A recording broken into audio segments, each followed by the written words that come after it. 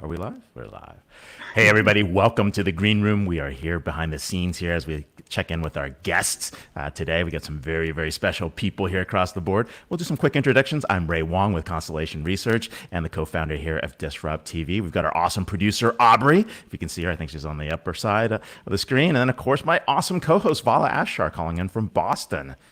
But let's introduce our quick guests, our guests here quickly. We'll start with Vint. Vint, where are you and where are you calling in from? What will you be talking about today? I'm in the basement in McLean, Virginia, which is about 12 miles west of the White House. And I am expecting to talk a little bit about the importance of infrastructure and why we should be investing in it, what kind of infrastructure we should be investing in. And I want to speak to that writ large. Sounds good. Melissa, where are you calling from as well? I'm calling in from Washington, D.C., and I hope to actually talk a little bit about the opportunity that this relatively crazy time gives us perhaps to rethink the intersection between technology and maybe some social justice and inequality issues. Excellent. Awesome. And David, where are you calling from as well? I think coming from an undisclosed location, but somehow near Vint Cerf for some reason. So if something happens on the East Coast, I think Melissa, Vint, and I will just disappear. But anyway, I'm equally interested in talking about infrastructure, talking about what we can do to create a more just society, and then sort of recognizing that today is the 75th anniversary of the United Nations. So what does the next 25 years have in store for us internationally? That's awesome. Well, hey, we're about to begin. We're going to take introductions over to Vala. He's going to kick it off, and I will do a quick countdown as we kick in. All right? So here we go. Vala, all yours. 5, 4, 3, 2, 1, and we are live. All yours. Hello and welcome. Thank you for joining us on DisrupTV. My name is Vala Afshar. I'm the Chief Digital Evangelist at Salesforce and your co-host for the next hour. We welcome you to follow us on Twitter at DisrupTV Show. Send Ray, myself, and our distinguished guest your questions using hashtag DisrupTV, and we will do our best to answer them live in the next hour. It's my pleasure to introduce my co-host. He's the CEO and founder of Constellation Research, best-selling author of Disrupting Digital Business, regular contributor to Harvard Business Review, ZDNet, and many tech media publications. And in my humble opinion, one of the top futurists to follow on Twitter at RWANG0. Welcome, Ray Wang, to DisrupTV. Hey, thanks a lot, Vala. I'm here with Vala Afshar, as you know, Chief Digital Evangelist at Salesforce. More importantly, one of the top people we follow for CEOs, CMOs, and CIO advice on Twitter. And of course, a best-selling author, a business commentator, and of course, an excellent keynote speaker. But it's not about us. We're talking about what's happening in the world, what's going on, and we have some very special guests and a very, very relevant topic. So who do we have today, Vala?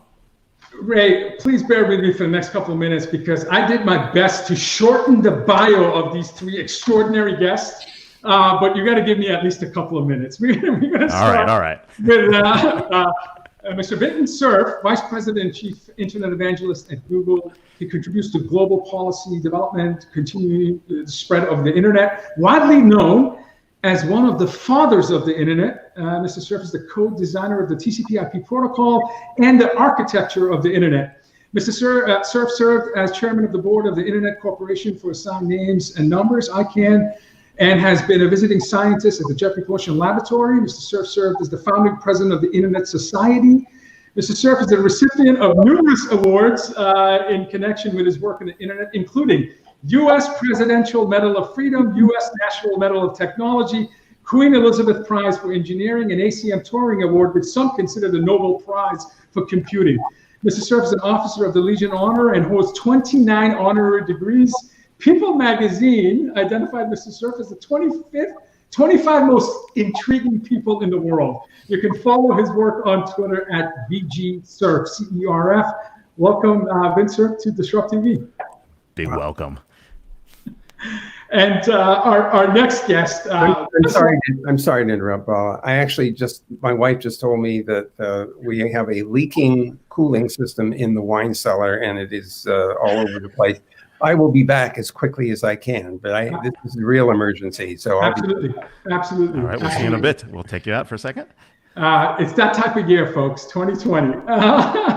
Our next guest, we're delighted to have Dr. Melissa Flagg, Senior Fellow at the Center of Security and Emerging Technology at Georgetown University. Previously, Dr. Flagg served as Deputy Assistant Secretary of Defense for Research, responsible for policy and oversight, Defense Department science and technology programs, including basic research through advanced technology development and the DoD laboratory enterprise. Dr. Flagg has worked at the State Department, the Office of Naval Research, the Office of Secretary of Defense for Research and Engineering, and John D. and Catherine T. MacArthur Foundation and Army Research Laboratories. Dr. Flagg has also ran her own consulting business and was Chief Technology Officer of a consumer startup. Dr. Flagg has served on numerous boards, including National Academy of Science Air Force Studies Board and the Department of Commerce Emerging Technology Research Advisory Committee. Dr. Flagg is on the board of Humanity 2050 and full trustee with the DC chapter of the Awesome Foundation. You can follow Dr. Flagg's work at Flaggster73, FLAGGSTER 73. Welcome, Dr. Flagg, to DisrupTV. Thanks. That Twitter handle was made before I thought anyone would ever know me. Amazing handle. That's an amazing handle. I was trying to get Vala, but I'm not an early adopter, so it was long taken. And our last guest, which he has co-hosted DisrupTV, has appeared numerous times, but Dr. David Bray, Director of Geotech Center and Geotech Commission at the Atlantic Council. Dr. Bray accepted the leadership role December of 2019 in a new global center with the Atlantic Council. Business Insider named him one of the top 24 Americans who are changing the world under 40. Dr. Bray was named Young Global Leader by the World Economic Forum. From 2017 to 2020, Dr. Bray served as Executive Director of People-Centered Internet Coalition. Dr. Bray is a Marshall Memorial Fellow. He's a recipient of the National Intelligence Exceptional Achievement Medal, Arthur S. Fleming Award, Roger W. Stone Award for Executive Leadership. He's also an Eisenhower Fellow. He's a former CIO of the Federal Communications Commission, where he received the Global CIO 100 Award twice, and that's an incredible, rare achievement. You can follow his team's work on Twitter at ACGEOTECH, AC Geotech. Welcome back, Dr. Bray, to DisrupTV. Thank you, Vala. Thank you, Ray. Always great to be here with you, and great to be here with Melissa and Vint as soon as he can join us back. Absolutely. And one of our best special co-hosts as well. Co-host. Thank you so much. So, excellent. So we got a bunch of topics to talk about today, and we're going to start with a couple of things, but for the audience that's following around, we're going to talk about big disruptions, empathy in digital companies, and of course, avoiding polarization as we think about moving forward. So let's start and talk about the importance of connectivity and access. How's this changed? I mean, we're seeing it in work from home, remote work revolutions, but who's not included and who should be? You want to go first, Melissa? I'll jump in. I think this has been a real eye-opener, especially as parents have gone home and tried to juggle their kids needing to be connected while they're connected. And I think we've seen a progressive widening of the inequality that connectivity actually brings to society. But I think we see some great opportunities as well. We're starting to see discussions about, should connectivity be a public utility? Should we bring access to folks? I also think that we should start highlighting some of the incredible actions that have already been taken out there in the country. Iowa, I think, has been a real pioneer in this, interestingly. They have the Iowa Wireless Network, so that schools and hospitals and libraries are connected, because they understood early on that as a rural area, they weren't going to have access for all their citizens. I think we've seen this in interesting public-private partnerships in cities. But I think that now's this moment that we have to lean in and realize we probably need to take that one step further if we really want to change the way we think about education for everyone, if we really want to lift our ability to bring more people into the workforce, if we really want to get serious about inclusivity, we can't have half the people in the country unable to be a part of the conversation. That's a great point. And in fact, if we recall, we were all privileged to get together late 2019 to celebrate 50% of the human population accessing the internet. So it's amazing to think that you have 3.7 billion that are yet to access the internet. And we know K-12 schools in the U.S. have fairly significant percentage do not have Wi-Fi internet connectivity. So your thoughts about how do we shift to a purely distributed digital world since February of this year and potentially throughout the remainder of the calendar year and beyond, and be able to provide education to students that may not have access to the internet. It's inconceivable to me. It's hard to wrap my mind around that, being in Boston and being part of the privileged few that does have access to Wi-Fi and internet. So is it okay to jump in on this point? Please. Oh yeah, Vint, please jump in. The wine cellar thing is not a total disaster, but it needs some attention. So thank you for your accommodation. I just wanted to point out a couple of things. First one is that the pandemic, of course, has highlighted the fact that we need better internet access everywhere, especially in places where it isn't or where it's inadequate. And that's good. I mean, that creates a certain amount of motivation to look to invest in repairing that. The second thing is that some places have actually used the school buses to provide Wi-Fi capability. So while you're going to and from school, and in some cases the buses are parked in the neighborhoods in order to continue to supply at least some amount. The third thing is that libraries are often using either TV white spaces or other, 5G or 4G anyway. You can rent or get from the library a hotspot.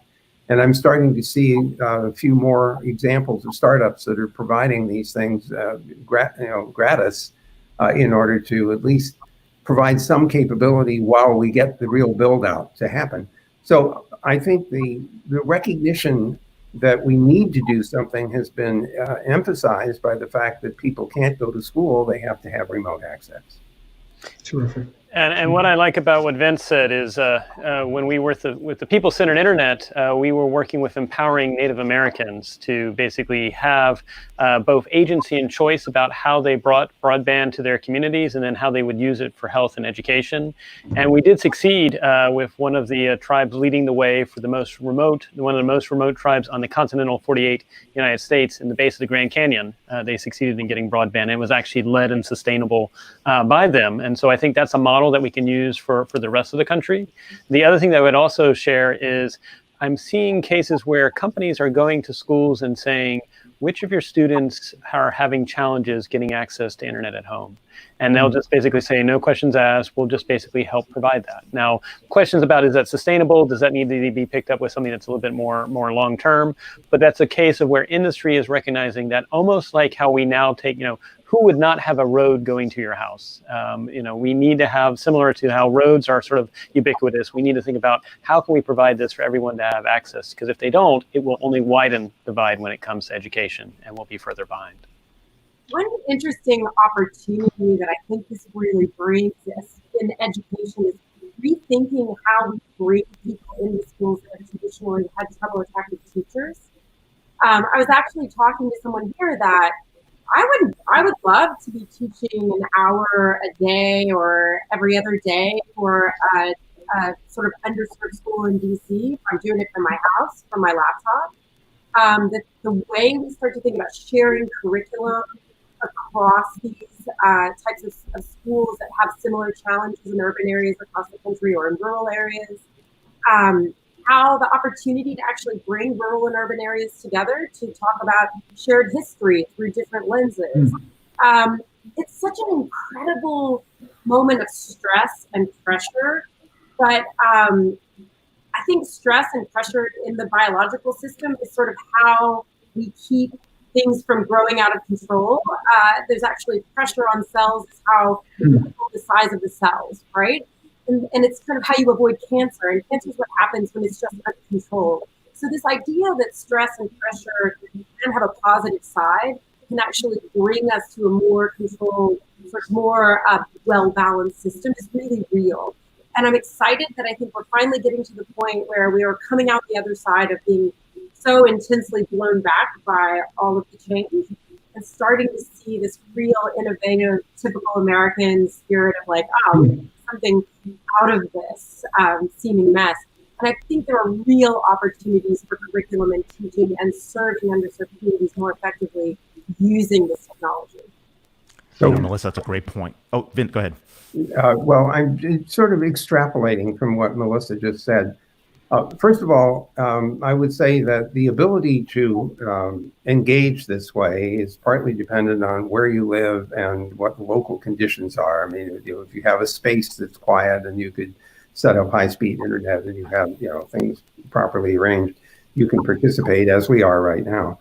On the other hand, what's going on right now in K through 12 is trying to replicate the classroom experience online, which may be a mistake. For certain things, it's very good because it allows somebody to show up in the classroom without having to travel, which means you may have access to people you wouldn't normally have access to. Second, what we're seeing for some of these online events like this one is a substantially higher attendance because you didn't have to travel, because of the convenience, except for the fact that time zones are still an issue. So, that's the sort of the counterbalancing thing. But there is a third thing that we should be concerned about. And Melissa, I'd like to test this on you especially. I think that if we are going to invest heavily in these online environments, then we ought to be trying to use them for more individualized learning. It is not easy to set up a class, what do we used to call them? A large, I've forgotten the acronym for some reason, but it's Massive Open Online Course. It's the MOOCs, massive online courses. And it turns out that's could be intended for individualized learning. But in order to do a really good job of it, not only do you have to prepare and present the material that you're supposed to learn, but you also have to figure out what they're not understanding. And then you have to test for that. And then you have to do the remedial material. So you have to know all the ways in which the students won't understand the material in order to prepare. And so it's hard work. It is. It is. But the idea here that we might take advantage of the online environment for a different kind of classroom, I think is very important.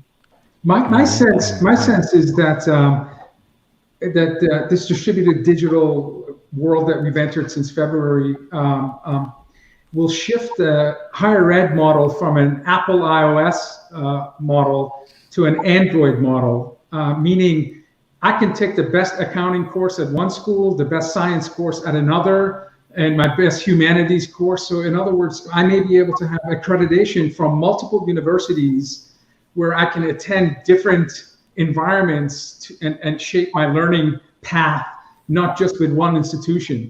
So my sense is that there's an opportunity there for universities to collaborate and create this open system versus a closed system that exists today. That's a really interesting challenge because you have to figure out how to make sure the accreditation works and your record works, and how do you evaluate taking a class from MIT and a class from the local community college, and what's the metric, and there may even have to be, I don't know about legislation, but there might have to be some procedural changes which you apply in order for that to work for the student. Right. And actually, I was just going to interject real quick. Two thoughts about what was just said by Vala and Vint and Melissa is, one, huge opportunity to do more experiential learning, because again, if we talk about how, video, while it's great, it's kind of hard to scale. And so what it might be is you could assign assignments to students and maybe even send them something in the mail where they actually put something together, they do something like that, and then they do a show and tell about their project or even send it back. And so it could be much more sort of experiential based where you're combining both the virtual but also the real. The one thing that I think we should also be conscious of, though, is telemedicine tried to do medical health, specifically mental health issues, over telemedicine. And they eventually concluded that even with the highest of definition of videos, there's just not enough granularity to figure out mental health issues remotely. And so that's one thing that I think we need to be very mindful of, is things that are going to involve sort of understanding what's really going on with somebody's mental state. It might be that we've got to either figure out a new way to do it digitally or look for alternatives, because it seems like even with high definition video, you're just not able to get those tells from a patient that actually can inform their mental health. Yeah, and there's another piece around, not just the didactic or experiential learning. It's also the social skills, and it's also the growing, right? And what we're not doing is we're in one-to-many mode. We're doing broadcasts. We're also not designing for serendipity. And back to the original conversation about having personalized one-on-one conversations, it's the availability of a tutor, the availability of having a conversation, the availability of people to actually be in the right place, so you can have those side conversations and learn from someone you normally wouldn't have met. And it sounds oxymoronic to design for serendipity, but those opportunities aren't there because these are full broadcast modes. Very weird to be able to have this, offhand conversation. Someone's walking through, and you're like, "Hey, what's going on? What do you think?" You can't do that right now. So it's how do you build for that? There's great research going on in this space at that human machine, like what's the balance? I think the Army thinks about this a lot, actually, right? As they, like, we're on the ground, we're interacting, it's a messy, confusing space, and we have all of this machinery being brought in and we have to interact with it. What makes us worse in the real world and what makes us better? And what does that teaming look like? And what's the balance between human and machine? And I think I take a lot of inspiration from that when I think about even this problem. I can imagine labs being sent that aren't just chemistry labs or STEM, but they're civics labs or they're business labs. And you go with a group from your area and meet some business leaders and interview them. And then we come back together, maybe in a virtual environment, to share some of those takeaways. But maybe you also get together with a group of people you wouldn't necessarily have been in class with before in your area as well. A lot of what we're seeing post-pandemic in, I think, many places, I'll just speak for some of the DC area, is you're only going to be in the classroom 2 days a week as a student because we need more social distancing. So maybe those other 3 days, we begin to develop curriculum that allow you more this mix of sort of just like, give me the information broadcast style. Some of it that's smaller group or Khan Academy type things. I think they've done great things. I mean, my nieces know more math and computer skills now, only because of the pandemic, because my brother was like, I'm a nuclear engineer and finally I can make them do whatever I want, right? Like they're stuck at home with me. But this mixture of things that I think allows for both of these to come together, but there is research to be done here. And I think that if we could take that seriously, as Ben said, this is hard. This is a new kind of teaching. It's not just trying to replicate what we had online. It's actually trying to develop a new sort of personalized education, like we think about personalized medicine. Well, let me segue to the conversation about, does more digital technology make us more social or less social? And what point do we balance out face-to-face interactions and engagement? I'll go to Vint. Vint's got an enthusiastic hand wave. Well, actually, I was thinking about exactly this. There's a book written by a gal at MIT called Alone Together, and Sherry Turkle, the author. And in it, she makes the observation that kids who are using mobiles and who are texting have learned a different social behavior pattern than the ones that we learned when we were talking on the phone as teenagers or face-to-face. What they learned is that it's okay not to respond to a text. And so if somebody texts you something and you know what to say, you just don't say anything. And you're forgiven for that because they assume you got distracted or whatever it was. So you don't learn to cope with the kind of the immediacy of somebody said something and you don't know what to say. And so they don't like calling each other on the phone or even talking face-to-face sometimes because of the potential hazard that goes on. So now let me mention that the environment that we are in right this moment has another potential social element to it. I think, I remember whether it was Vala or somebody else mentioning that we weren't learning certain having social experiences. Right now, the system we're using has the ability for at least somebody to turn our microphones off. And you don't get to do that when you're in a face-to-face environment. And so imagine that you sort of absorb an environment where there's control over who can speak and who can't. You can turn the camera off remotely, a bunch of other stuff. I just don't know what that's going to do to our social environment. But we should probably be getting sociologists and psychologists to be asking questions like that to understand how the technology influences and affects the social environment that we experience. I think you're spot on, Vint, and I would say the two other things that I think are worth tracking is one, I'm seeing already the idea that you can connect with anybody immediately, which yes, you can do by video, but it's not teaching the art of planning an engagement with people or planning a meeting or something like that. It's just like, well, okay, let's just get on and then we'll figure out what goes. So I think that's one side. The other thing that I think that would be worth pulling on is what lessons can we learn from things like Fortnite or massive multiplayer, games like, Minecraft? Because I would love to see an education experience which uses maybe the Minecraft engine, but maybe it's ancient Greece or maybe it's Europe during the medieval ages or something like that. And so, but again, we got to make sure we get access and internet for everyone. So we have to address that. But once we do that, I mean, can you imagine taking a field trip, as a group to a virtual world that just happens to be the Renaissance or something like that?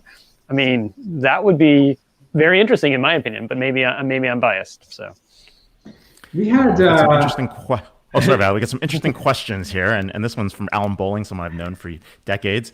Really talking about some disruptions. Elon Musk's new satellite provision program, and I'm sure, and from our previous conversations, Vint, you know that topic very well. I'll start with you. So okay. Well, first of all, he has something over 200 satellites now in orbit. There were big hoo-has about whether they were going to reflect light and cause problems for the astronomers, or maybe even problems for the radio astronomers. And that's still, I think, TBD. But he's been persistent about launching the satellites and verifying that they can function. They have a pretty elaborate routing system that will get even more elaborate with 20,000 satellites involved.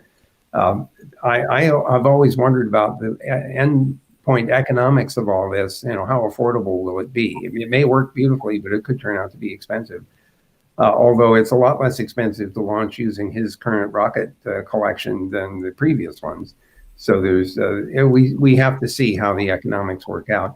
If it works out well, it will be dramatic because there won't be a square inch of the planet that you can't get access to the internet from, in which case escape from the internet is now impossible as a result. So we have to see how the economics work out. We have to see how the technical challenges work out in terms of routing and all the other stuff, and also whether there are side effects that have to be overcome. But on the whole, I would say it's certainly an ambitious attempt, and it's worth it to find out whether this works. I mean, I'm on somebody else's nickel, and so I'm happy that I'm an observer of all this. But it's okay. I'm going to be getting into the Faraday cage business, but keep going. I'm going to invest in a startup to do underwater vacations because. Oh, you think you're going to be free? We're going to find some ways to deliver it through sonar, through radio waves. Hey, we've already done that, David. Yeah, I know. The interplanetary network has been used by the Navy. Yeah, there's really nowhere you can escape. But a couple things is first, I think you heard it first that Vint's announcing there's going to be a new Hollywood movie called Escape from the Internet that's coming out to a theater near you. Two, I would ask the question, Vint, did you ever imagine that TCP/IP would be from space? I mean, I know you did later, but when you were in the 60s, did you see this as something that would actually be coming from space? No, because we were thirsty for this. We wanted to use it. We were excited about it, and it was very cool to do something 3,000 miles away. Something else happens. Now, of course, we're all inundated by email, and we have endless numbers of video conferences. Do we ever get out of our chairs in our basements? So escape from the internet is starting to sound attractive. I think it's a holiday resort. Spielberg, J.J. Abrams, if you're watching now, we want rights. and we know for sure the sequel to the movie will be Escape from Artificial Intelligence. And so I want to. we had the CEO of MIT lab spun startup on the show a month or so ago, and she talked about using machine learning and thousands of photos fed into a classifier in order to be able to study facial recognition during video. Are you leaning in? Are you smiling? Your eyes, to be able to detect tone and sentiment, perhaps your ability to absorb and learn.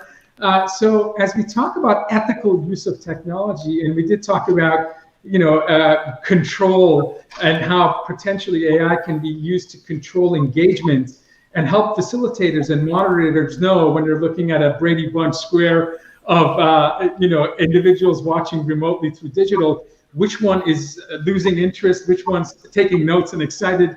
What are your thoughts about, advancements in AI in terms of gauging engagement, gauging potential learning capability, and then providing prescriptive and augmented intelligence to folks that are presenting or facilitating to perhaps find ways to engage more or less? So a couple of interesting touch points that might inform that.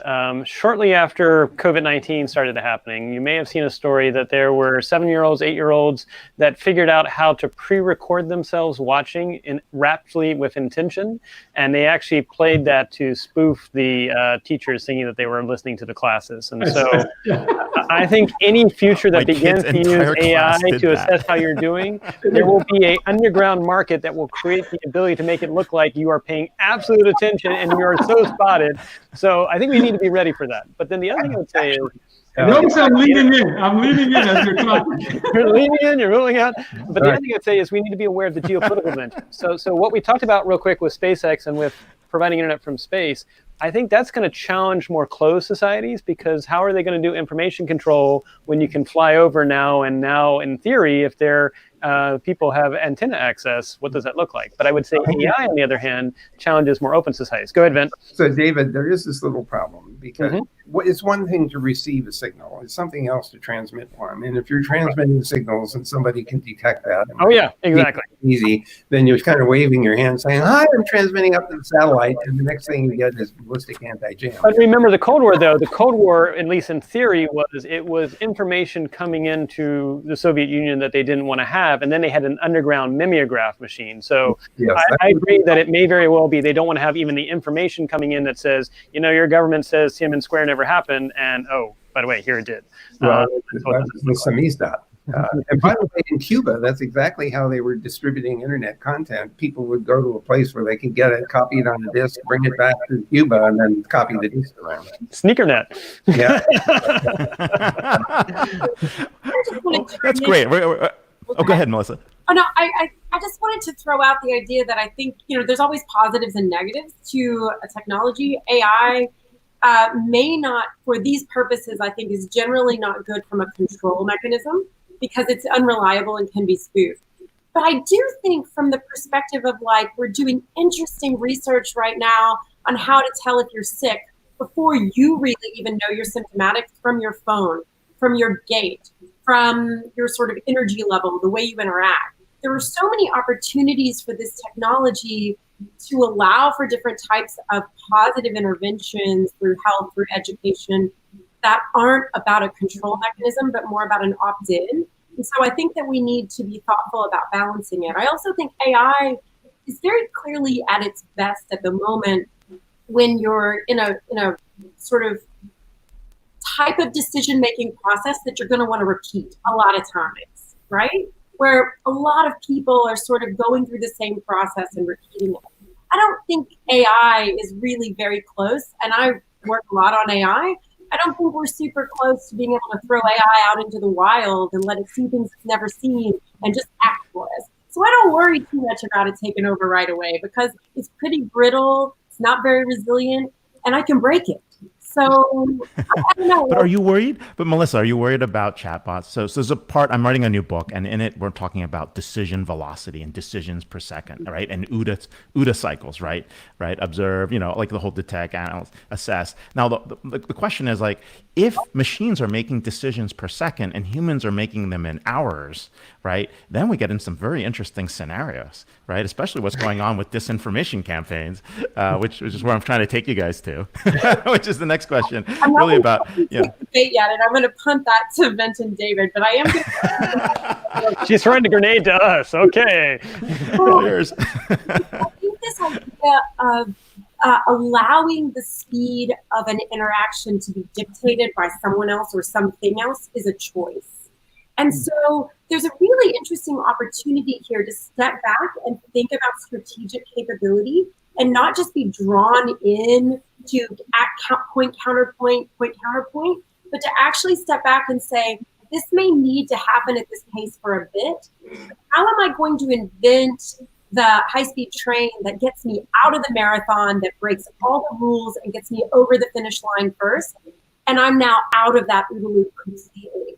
And so I'm just betting on more creativity and being able to step out of this OODA loop that we're getting dragged into and swap victims and start being actually more strategic about how we bring those capabilities to bear. So, we typically fall into this part of the conversation because of artificial intelligence and machine learning. I'd like to remind everybody that with the Internet of Things, we have billions of devices with programs in them that are running more or less autonomously. And they're making decisions all the time. There may not be very important ones, like should I turn on the cooling system or not to keep the ice cream from freezing? But if there are mistakes that are in the software, and there very well might be if somebody isn't paying attention to what software is put into that box because they just want to get the box out the door and thank you, I have your money, goodbye. Forget about updates and things like that. So I'm much more worried, frankly, about poorly crafted software, regardless of whether it's AI or ML or anything else, than I am about the immediate concerns for machine learning, except, of course, for any autonomous decision-making that has biases and the decisions could have major consequences. And amplifying what Vint said, I think we do need to recognize, and this gets a little bit to what you were talking about with the grenade that you tossed away, Ray, on disinformation. We're already at about 35 to 45 billion network devices on the planet relative to about 7.7 billion people. And current projections conservatively are in 2 years or less, there'll be 10 times as many network devices as there are people. And I think that's where we actually do need to spend some dedicated thinking to say, how do we make sure we don't become surveillance state? Because that's going to look really attractive to certain societies that are already on that path. We need to figure out what is a different path that gives people choice involving their data. So all these goodness things that Melissa talked about. Because I do worry that we've engineered our society right now to reward, I won't say fast thinking, but fast action. And maybe the rapid engagement, rapid action is being rewarded because of the way the clickbait and the ad networks work. It makes money. And if you take your time, if you're slow, you look like you're hesitant. Somehow you're holding back. Why aren't you responding? And so, but at the same time, we know that this is completely foreign to our environment. That for most of our time as a species, you ran into 80 people in your entire lifespan and they're your immediate family members. You didn't have these events that were abstract, half a world away and disconnected. And so we're operating in an environment that's foreign to us, and that's presenting cognitive biases, confirmation biases. That's also causing the prejudice and the extremism that's also happening. And so how do we overcome, I think, the human element? Because we've had misinformation, disinformation before. I mean, Thomas Jefferson and John Adams, they did it to each other back then. 1890s, Pulitzer, I mean, he did it as well. So it's not new. What's different is this has become such a different cognitive environment than we humans are used to. We've got to think about what are the choices we want to make sure we don't become a surveillance state where gossip and rumor spreads much faster than any semblance of deep thought and reality. That's a great point. I'm going to switch topics since we spent a lot of time on disruption. Let's jump back to empathy in digital companies. And the first question we have here is really seeing lots of gaps of haves and have-nots in both society and in companies. How do we create empathy for those in the non-digital world? Anyone want to start with that? So I'll hop on that real quick because it relates to sort of what we were already talking about. I think we need to create experiences that allow you to walk a mile in someone else's shoes. I think, that's the challenges we've got is unfortunately right now, whether it's through publications or through algorithms that match like with like, we are getting reinforced insights that match our existing views of the world, but we're not getting the views that challenge our views or make us more worldly in our nature. And I think that's where, in the past, when you could travel, the moment you traveled outside your own country, you began to realize that, yes, things are different, but they're also human and they're similar too. You could see, even within your own country, you could also see what, different states, different ways that people were treated and maybe people who are marginalized. But we're missing that in the digital realm because a lot of people aren't traveling outside their own experience, whether it be digitally or for real. And so I would love to figure out how we make that happen. The moment we start to be able to do more travel, I would love for someone to actually, and this is just a crazy idea, but I've been talking about it with other folks at the Atlantic Council. What if you had someone donate $1 million for 1,000 bus tickets And what you're going to do is you're going to take 500 people from rural areas and match them with families in urban areas, and 500 people from urban areas and match them with people in rural areas. Give them 1 week and a bus ticket to go back and forth. Encourage them to share on the internet their experiences before they do the trip, while they're doing the trip, and afterwards. But it really is people, if you're a high schooler or a college kid, or even if you're a retiree, you're in your 60s or 70s, let's just get people to start cross-mingling and realize at the end of the day, we're all human, because I think we're missing that right now. And I worry under lockdown, we're missing those chances to actually begin to implement. Totally agree. It's every time I'm like in a large major city, people are like, the environment, it's completely destroyed. You know, all the trees are gone. I'm like, you're living in London. Can you go like 20 miles west? Tell me what you see. There's lots of greenery, right? Let's put this into perspective, right? Or people in the city or people in the country have different types of like, perspectives, but it's not just that. Imagine augmented reality, mixed reality coming in play, where you can put a day in the life of someone in a shanty town, a day in the life of someone in a different type of job, a day in the life, and really creating that so that we can, have diversity of thought as well as some level of tolerance. So pretty cool. Like Vint, Melissa, what do you have to that? Yeah, I feel like every time someone says something is stupid or something, they should be forced to do a virtual reality of like be living that experience for like a long period of time. Something that people may not know about me is I've actually road tripped in all 50 states. Wow. Driven. Awesome.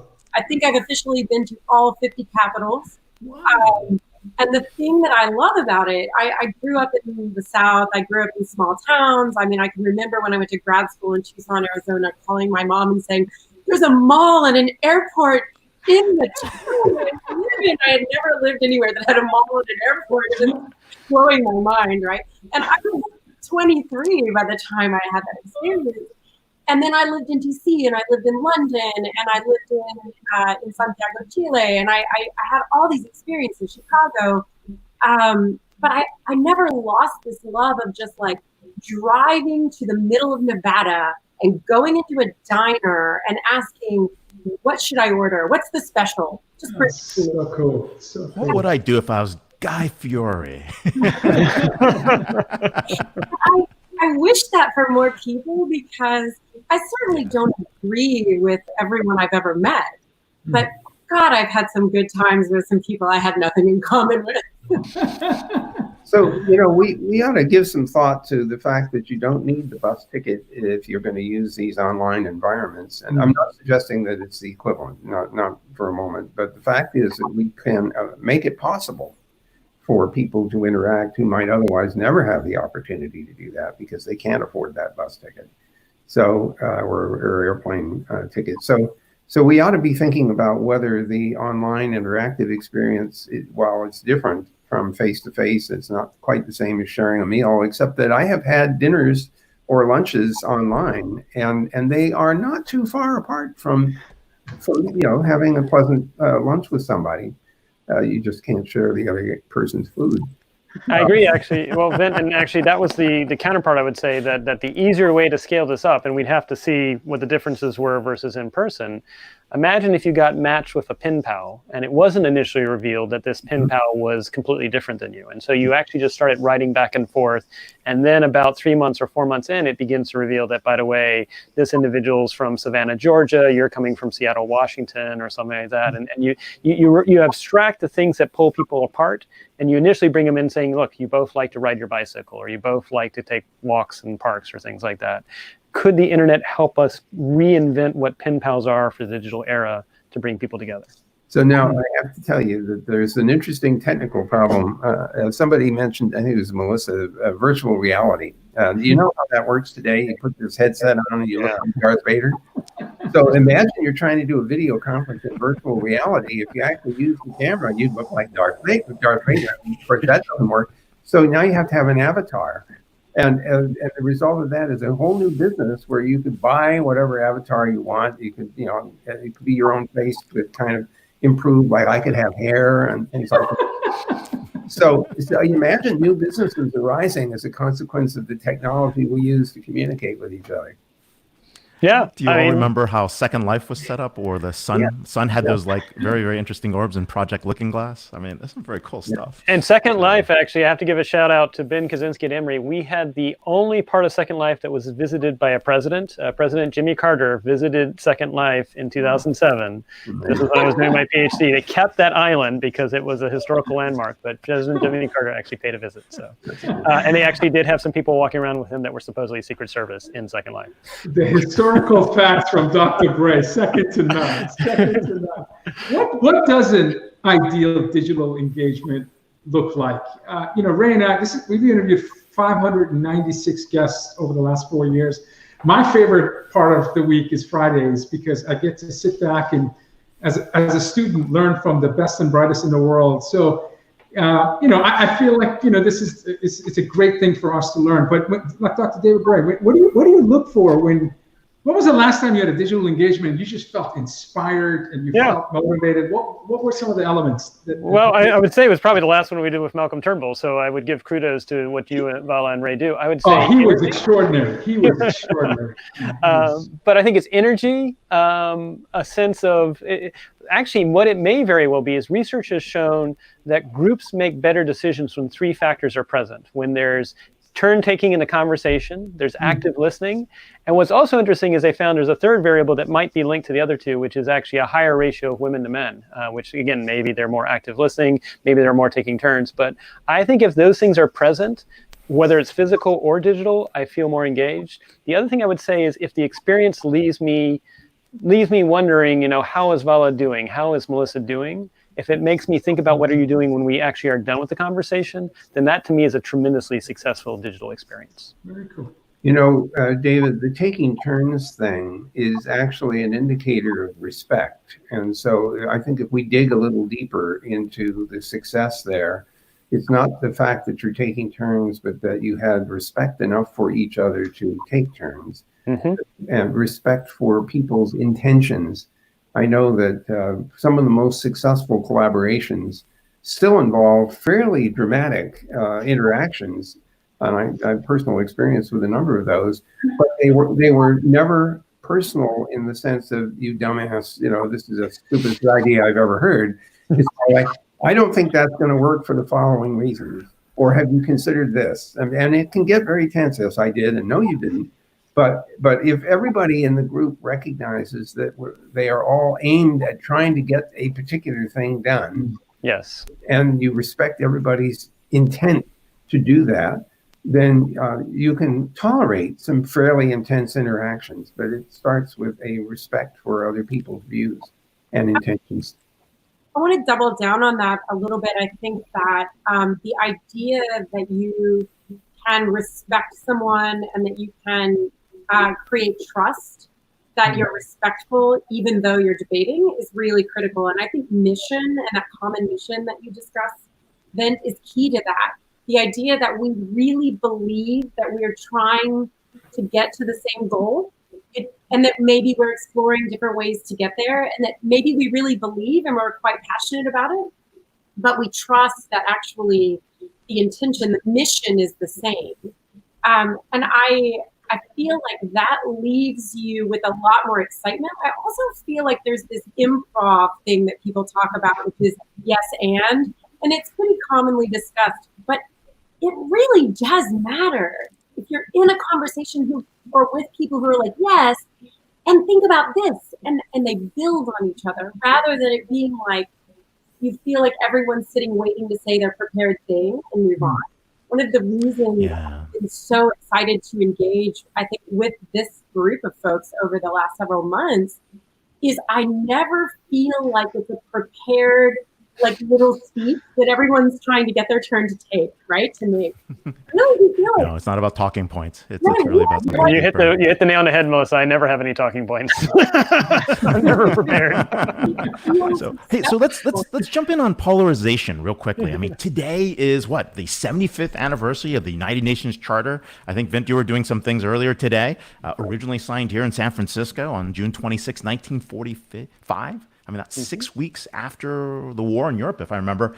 And this is, something huge, right? So let's talk a little bit about it. Social media seems to be primed for this engagement and conflict, right? And the gamification that's been there, it's really about hitting all the buttons of serotonin, getting you really excited and angry about something instead of using logic. And it sounds like we're almost primed to create a world of scared, angry, and upset people. Is there a way to back down? I know we kind of touched on this earlier. Well, if David, did you want to go ahead? No, you go first, Ben. I'll go after you. Well, I'm thinking about the reward system, which leads to the kinds of polarization and extremism that you see in the social media. I think we really need to step back and ask ourselves how to shift the reward system in such a way that it does not reward extreme things that attract attention, because that's really how the reward system works. It's attracting attention is rewarded. And at the moment, the fastest way to attract attention is to do something atrocious, say something horrible, put up a horrible image. Everyone will say, holy crap, did you see that? And I don't quite know, I'm not a good enough psychologist to know what the right alteration is, but we need to change the reward structure so that we don't create the same incentives that we currently see. I want to amplify 100% what Vint just said. The research shows the number one way to make something go viral is to make it hateful. Number two way is to make it fearful. The other challenge that we're discovering is that saying X is not true, nobody remembers the not true bit. More facts do not sway people once their confirmation bias is kicked in. So again, we've created an environment that is flooded with information, some of it true, some of it not. And the challenge is we've fallen into the trap that our brains aren't really ready for this. I mean, it's actually a human side. It's not a technology challenge. And I think the question is, we do celebrate freedom of speech. I think we should continue to celebrate that. But even Mills said, shouting fire in a theater where you put people's lives in danger, that's actually something that should not be considered free speech. And so we've got to figure out, how do we balance that, and how do we do so in a way that it's not monitored by government, because I don't think one could leave this to government to do.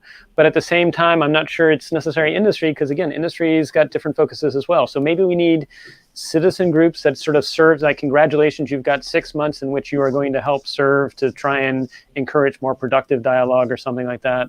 But I think we're missing bridge builders, and I think we're coming face to face with the fact that our brains aren't ready for this digital environment we're going into to operate more collaboratively at scale. I feel like, the research just showed, Pew says on both sides of the aisle, more than 50% of both Republicans and Democrats are not likely and will not even consider dating someone from the other party. Like, even before they met them, even before they got to know them, they will write them off. And this was April. This was before everything else sort of even came to head. And so if people are writing people off simply because of the label of their political party, I don't know what that goes to. That seems to me an in-group versus out-group problem. We should not. Massive tribalism.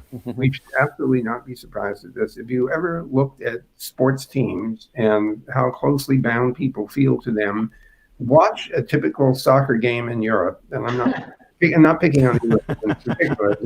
Watch a soccer game and look at what happens after one team wins and the other team loses. Not only do they hate the other team, but they hate anybody who likes that other team.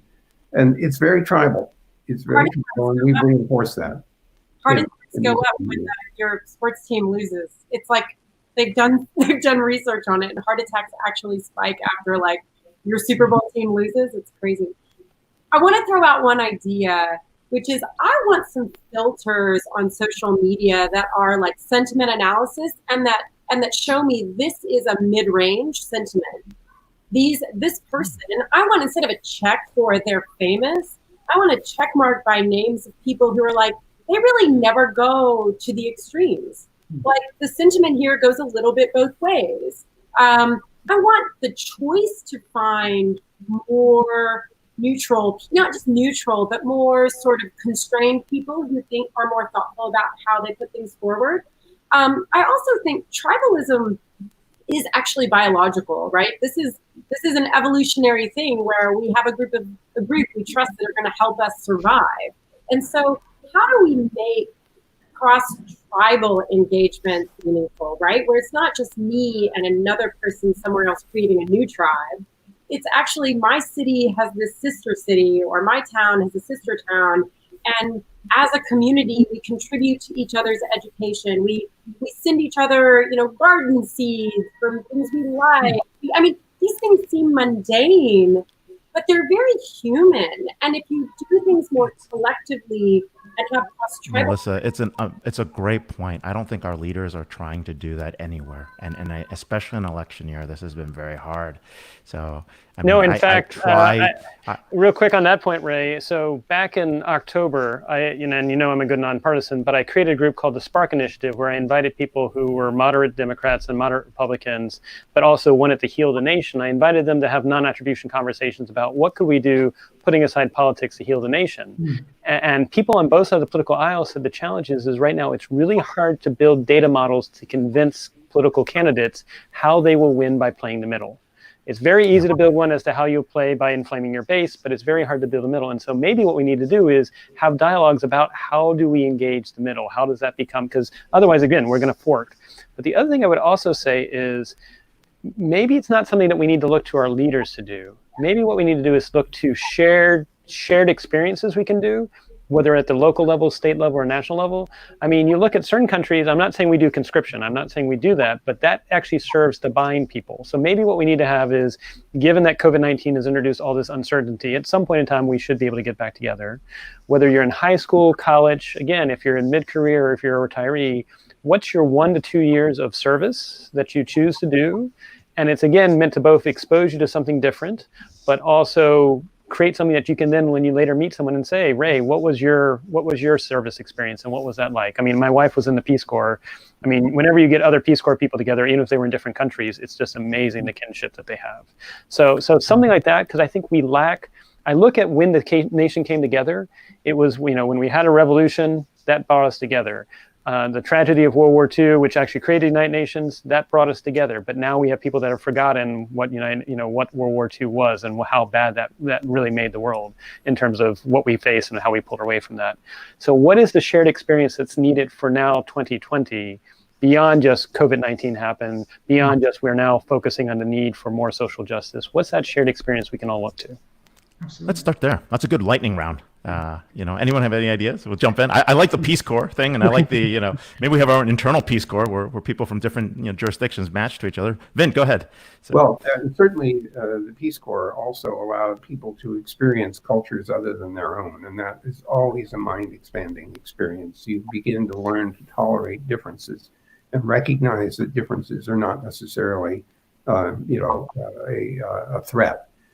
Whereas we hear a lot right now because of the racism that's resurgent racism here and invisible racism in the U.S. We're hearing a lot about the fear of the other.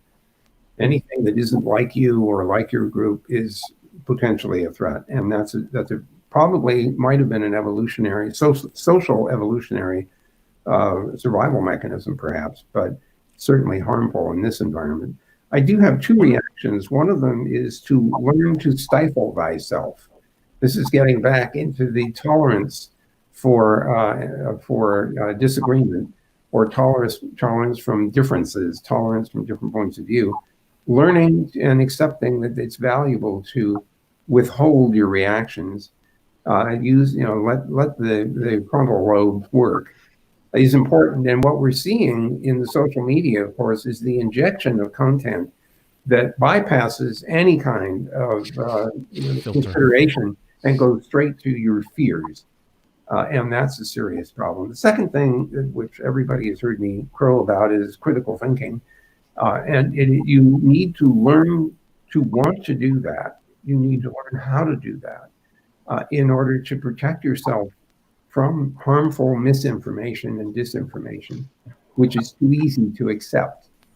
And the most pernicious thing about misinformation and disinformation is that it is often packaged with a little bit of truth that you recognize. And it's the untruth that you don't know anything about that you assume must be true because you saw something else in this material that you did know to be true. It's a terrible trick, but it's taking advantage of human psychology. We had Tom Peters on our show a couple of weeks ago, and he just strongly emphasized hire for EQ, promote for EQ. We need to teach critical thinking, not cynicism. We need to teach empathy. We need to teach kindness, mindfulness. So he was just for an hour reminding Ray and I that, to success, you may achieve success with IQ, but respect and longevity and goodness is EQ. And as Jack Ma once said, LQ, love quotient. So it's a combination of things that we need to learn in high school and early on, all the way through our careers. So really great points. I would just Hey, Melissa, David, last words. Yeah. Go ahead. I would just throw out that I think that we spend a lot of time talking about communication and service, and that often places people in the center, like I'm doing this good thing for you. And it tends to make them listen less and try to project more. And I think I'll just build on what Vint said, that learning to stifle yourself a little bit, but also learning to place yourself in an equal scenario with people. So I'm coming to teach you. That doesn't mean I'm not getting anything from you. And maybe in order to effectively teach, I need to learn something about you first. And so for me, I think that we're best as a country when we're doing things bottom up. And I want to see a sort of Peace Corps for America that isn't about, I'm here to do something good for you. It's like, I'm here to pull my weight while I learn. And that's what I want. So good. Melissa, Nicole France from our team was commenting. What happened to AmeriCorps in 1993? Was that part of that? Is it still around? I think It is still around. It's still around, but it really never. I just don't think that it's been committed to, and I think this would be a great moment to recommit to something like that and bring technology to it. Imagine what AmeriCorps could be. Every company in America poured support into making that virtual, to making it present everywhere. All right, So David, last words. I'll try to bring it home for you, Vala and Ray, by integrating what Vint said and what Melissa said. And I don't want to put you on the spot, so I apologize if I do, but perhaps DisrupTV could actually sponsor, maybe with some corporate support or some support from different groups, scholarships for people who are showing high EQ. And it's going to help them, whether it's getting their undergrad degree, their master's degree, if they're from historically underrepresented groups. But as part of the scholarship is they sign up to spend some time using social media to bring people together. That also produces content for you, so you can actually interview them and saying how it's going. But it's the idea that you're selected because you're someone that's a bridge builder across different groups, and that's actually, again, rewarding EQ and helping people get degrees. One of the things that we actually would love to partner with you on the Atlantic Council is we feel like there's not enough people from historically underrepresented groups in data and data science. So particularly for masters and PhDs, we feel like if we don't have data scientists be diverse and representative in nature, we're going to be in challenges about a decade from now. So not to put you on the spot, but this show has always been missing a big EQ executive producer. So thank you. All right. Happy to work for free. Anything I can do with you all, happy to help. We're so happy to have everyone here. Vint Cerf, Vice President and Chief Internet Evangelist, also known as the father of the internet. Melissa, thank you so much. Miss Flagg, Senior Fellow at the Center for Security and Emerging Technology. And of course, Dr. David Bray, Director of the Geotech Center and Geotech Commission at the Atlantic Council. This is episode number 196. Thank you so much for an insightful and engaging discussion. So amazing. Thank you so much. Thank you. See you on the net.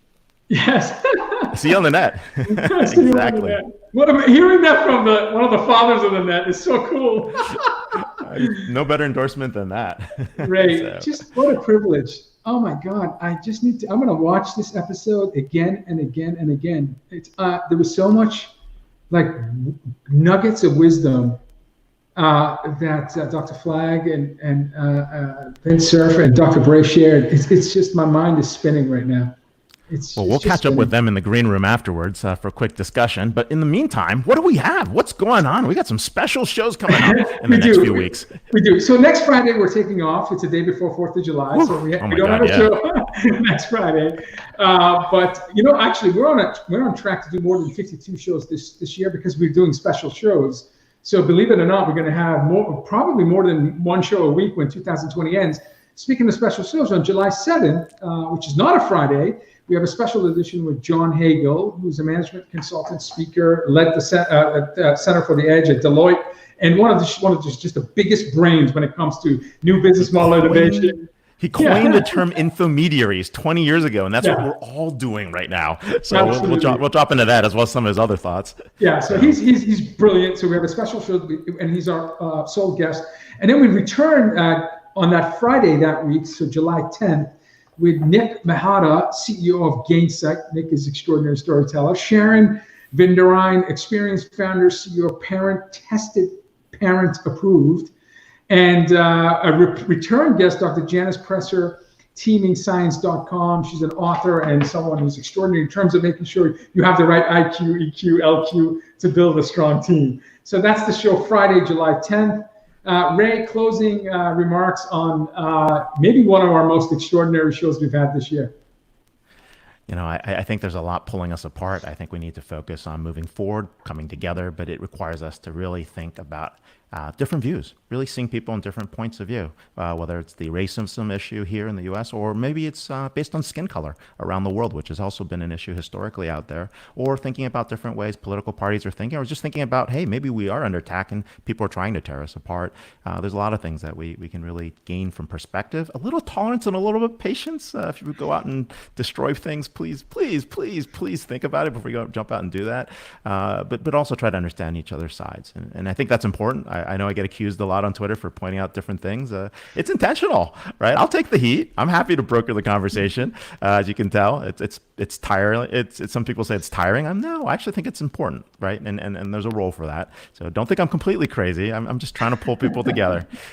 But I think that's important, and I think we all have our part to do, and everyone's going to do it in a different way. So very, very important. What about you, Vala? Balance and perspective, and stay teachable. The reason why this is my favorite day of the week is because I get to learn from, again, the best and brightest people in the world, and that helps me stay teachable. Have an open mind, be curious, balance and perspective, be kind. Be kind. Be kind, everyone. That's a great way to end.